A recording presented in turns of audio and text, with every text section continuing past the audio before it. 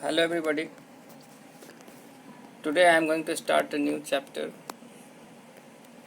a new topic, that is alternate energy source and management. इसके अंदर हम लोग देखेंगे various types of alternate energy source like solar energy, wind energy, biomass energy. Then we will see energy management. इसमें पहला chapter जो चालू होता है वो है इंट्रोडक्शन टू एनर्जी सोर्स। जैसा कि यहाँ पर पिक्चर में दिख रहा है, अल्टरनेट एनर्जी, ये है अल्टरनेट एनर्जी के source. These are wind, ocean, geothermal, hydro power, solar energy and biomass. इनको अल्टरनेट एनर्जी सोर्स कहा गया है। So let us start the chapter. First of all, what is energy? Energy is the ability to do work. Actually ये एनर्जिया एक Greek word से आया है जिसका मतलब ही होता है ability to do work. And work is the transfer of energy from one form to another. Energy is what we use to manipulate the world around us, whether by exciting our muscles by using electricity or by using mechanical device. So इस तरह से हम manipulate करते हैं energy को by muscles या electricity या mechanical device. Energy comes in different forms. जैसे पता है, heat form, light form, mechanical, electrical, chemical and nuclear energy form में हमारे पास एनर्जी है। Renewable and unrenewable energy. Renewable energy is the energy obtained from sources that are essentially inexhaustible. Examples of renewable source include wind power, solar power, geothermal power, tidal power and hydroelectricity. Hydroelectric power, ये सब है हमारा renewable energy source जो जल्दी ख़त्म नहीं होंगे। The most important feature of renewable energy is that it can be harnessed without the release of harmful pollutants. ये एक मोस्ट इम्पॉर्टेंट पार्ट है रिन्यूएबल एनर्जी से कि हमें जो एनर्जी को यूज करने के बाद जो भी इसमें हमारा जो प्रोडक्ट बचेगा या बाई प्रोडक्ट, वो कोई हार्मफुल पॉल्यूटेंट्स नहीं होता है जो एक एनवायरनमेंट को अफेक्ट करे। They are eco friendly. Non renewable energy is the conventional fossil fuels.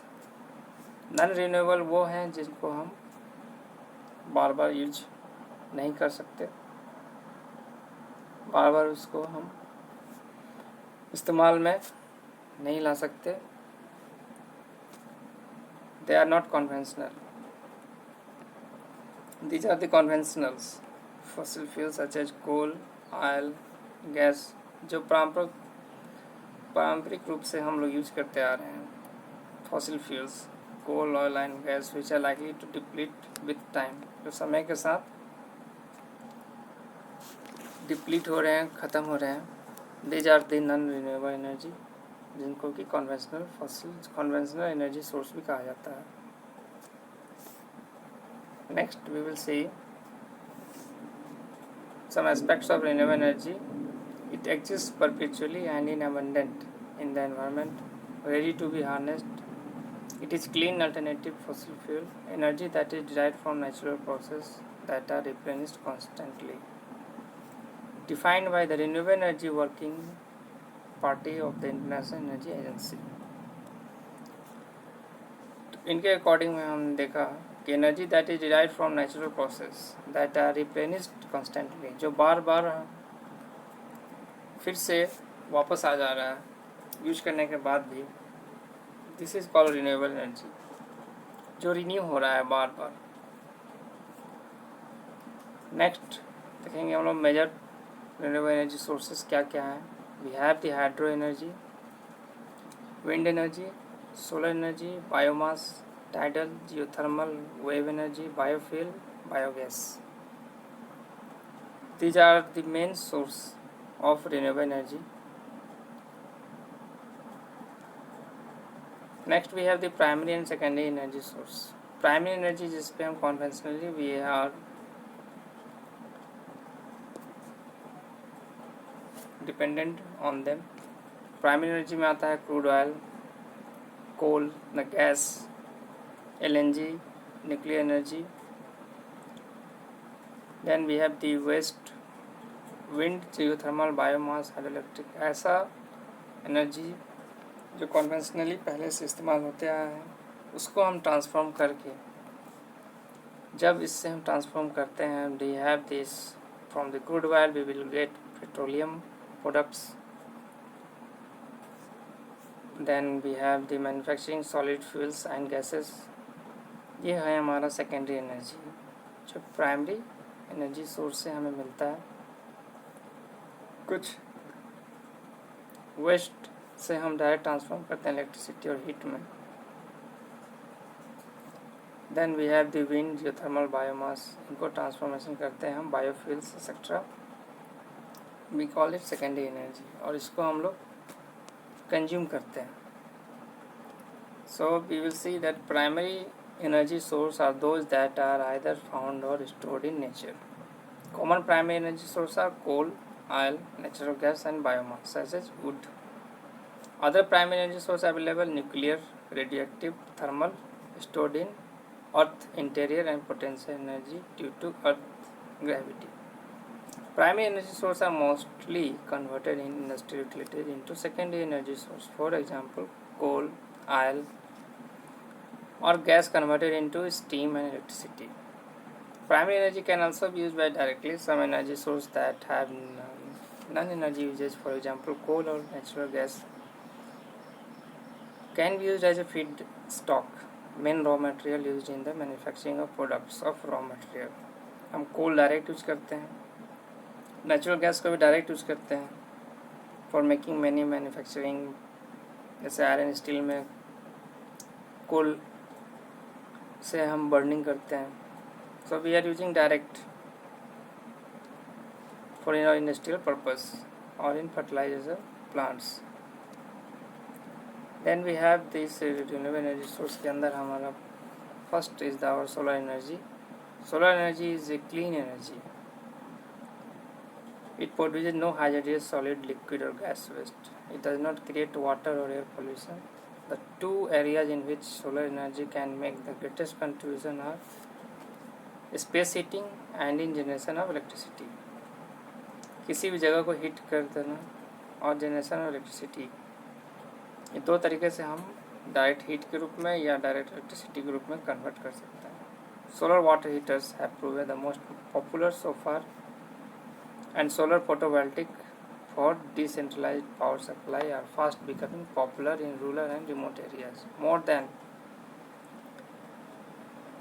than 70 lakhs PV system generating 44 megawatt have been installed all over India. Under the water pumping program, more than 3,000 systems have been installed so far, and the market for solar lighting and solar pumping is far from saturated. अभी हमें और भी ये install करना है, अभी हम बहुत पीछे चल रहे हैं. Solar drawing is one area which affords very good prospects in food, agriculture and chemical products drawing application. यहाँ पर हम डायरेक्ट स्पेस हीटिंग के रूप में, सोलर के हीट के रूप में यूज़ कर रहे हैं किसी भी चीज़ को सुखाने के लिए. It may be food, agriculture products हो सकता है या केमिकल हो सकता है. Next we have the wind energy. Wind has been used from thousands of years as source of energy on sailing ships. बहुत पहले हम यूज करते थे for sailing ships and wind mills to pump water. Today wind mills can be use to generate electricity, usually located on wind farm. यहाँ पे एक wind farm picture में दिख रहा है. India now rank as a wind super power with an installed wind power of 1167 megawatt and about 5 billion units of electricity have been fed to the national grid so far.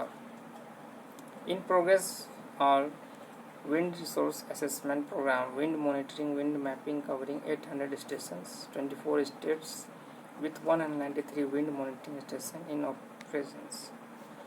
Altogether 13 states of India have a net potential of about 45,000 megawatt. इतना हम install कर चुके हैं wind energy. Next is our the biomass.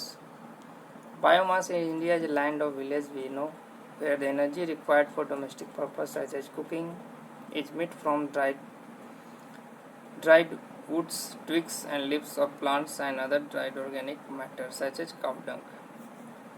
हमारा भारत एक कृषि प्रधान देश है और यहाँ गाँव में मुख्यतः हम रहते हैं, जहाँ पे हमें ये डोमेस्टिक सारे सामान घर से ही मिल जाता है. So these are these leaves, twigs, woods, plants, dried organic matter. Cattle रखते हैं, उनका cow dung. This all organic matter called as biomass, जो कि अवेलेबल है freely as waste. It contains stored energy from the sun. इनको हम direct harvest करते हैं कि बायोमास एनर्जी को यूज़ करके हम इलेक्ट्रिसिटी प्रोडक्शन लेते हैं. तो this is the energy from the biomass. Mainly solar, wind और बायोमास हमें जानना है डिटेल में. अभी हम लोग सिर्फ इंट्रोडक्शन देख रहे हैं.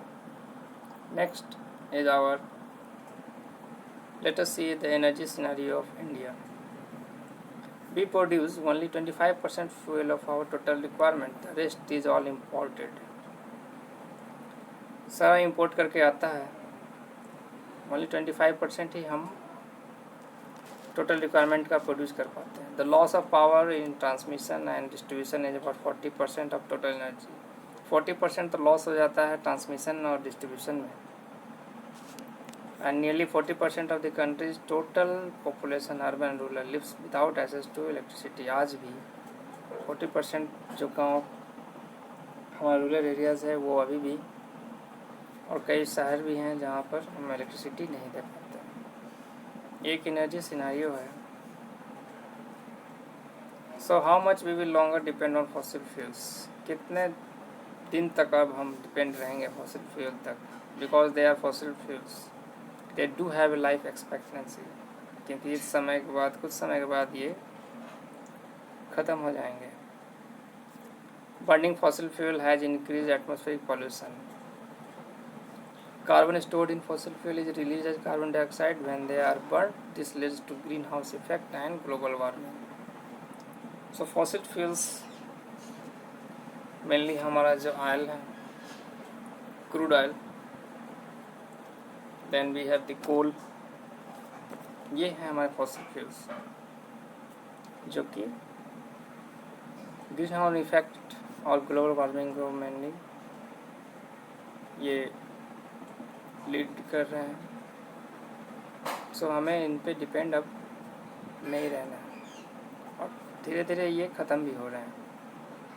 सो इंडिया में हमें वी विल सी हियर कि एक चार्ट में हम देखते हैं इंस्टॉल्ड कैपेसिटी ऑफ कंट्रीज 2016 में 3 lakh megawatt, comprising of 2 lakh megawatt thermal, 5000 nuclear, 42,000 megawatt of hydro and 42,000 of megawatt of renewable. तो रिन्यूएबल हमारा सिर्फ 42,000 है. दिस ग्रीन कलर मेनली हमारा जो है, ये जो है 61% जो है टोटली हम थर्मल पावर यानी कोल पे डिपेंड है. 14% हमारा हाइड्रो में है. Then we have the gas, nuclear, diesel and renewable energy source of 14%.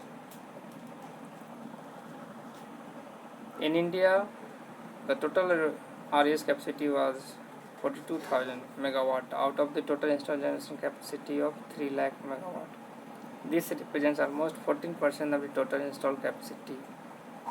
So मात्र 14% ही था 2016 तक. An action plan has been formulated by Government of India, जिससे कि हम 1,75,000 मेगावाट फ्रॉम एनर्जी सोर्स मार्च 2022 तक बनाने का एक दावा रख रहे हैं, जिसमें 63% अकाउंट होगा विंड का. Then we have the solar 16%, small hydro 10%, and biomass 11%. So this is the initiative taken by the government जो हमें ये अचीव करना है. So prospects of alternate energy source. Domestic coal supply is limited and poor quality. हम जानते हैं कि हमारे भारत का कोल में काफ़ी कम है और क्वालिटी कैलोरीफिक वैल्यू भी कम है. Foreign supply of hydrocarbons have serious impact on country's energy security.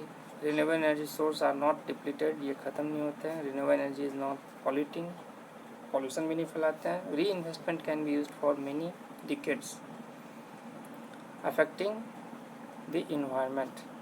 Renewable energy source को अगर हम देखें तो India has abundant solar energy. 2020 5 साल के अंदर में 1 लाख मेगावाट तक हम पूरा कर चुके हैं,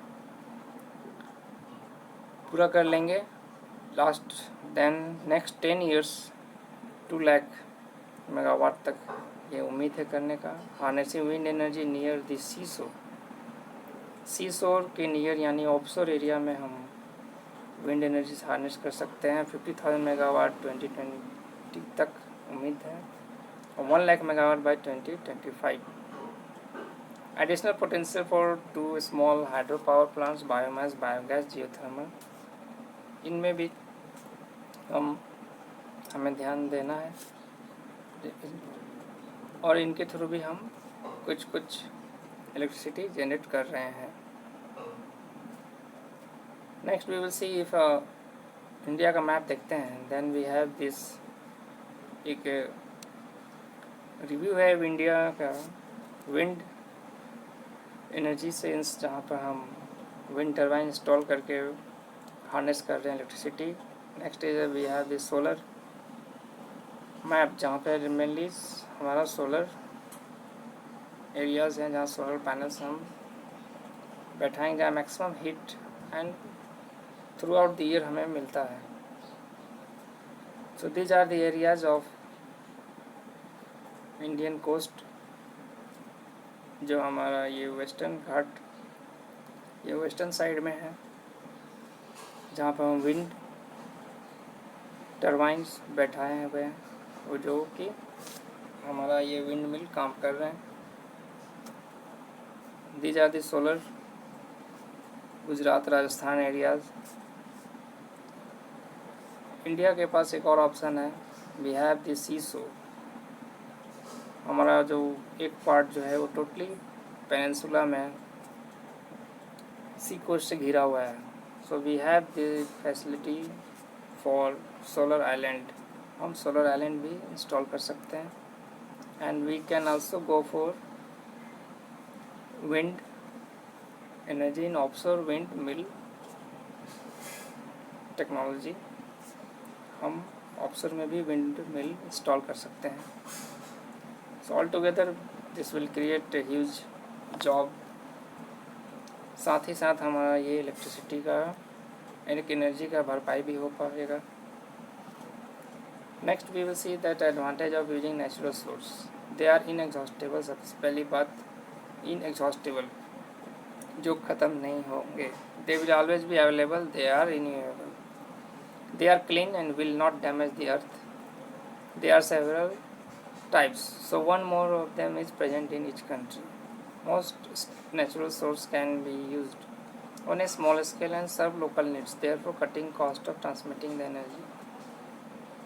Rapid scientific and technological advantages are expected to expand the economic range of renewable energy applications over the next 8 to 10 years, making it imperative for international decision makers and planners to keep abreast of these developments. The diversity of system available also increases flexibility and security of supply. So these are the main advantages that why we can use renewable alternate energy. Use क्यों करें हम, इसका ये basic advantages हैं. So these are the topic जो हमने आज देखा इंट्रोडक्शन में. हमने देखा renewable energy, non renewable energy क्या होता है, प्राइमरी सेकेंडरी एनर्जी सोर्स क्या होता है. Then we have seen solar, wind, biomass energy. उसके बाद इंडिया का एक एनर्जी सिनारियो देखा कि हमें 14% से कितना आगे बढ़ना है. 61% तक गवर्नमेंट इनिशिएटिव ले रही है उसको आगे बढ़ाने के लिए, so that we can meet the demand of energy. Next we have seen the advantages of using the natural energy source. So that's all for today. Thank you for giving time. Next day we will see the next topic. Thank you.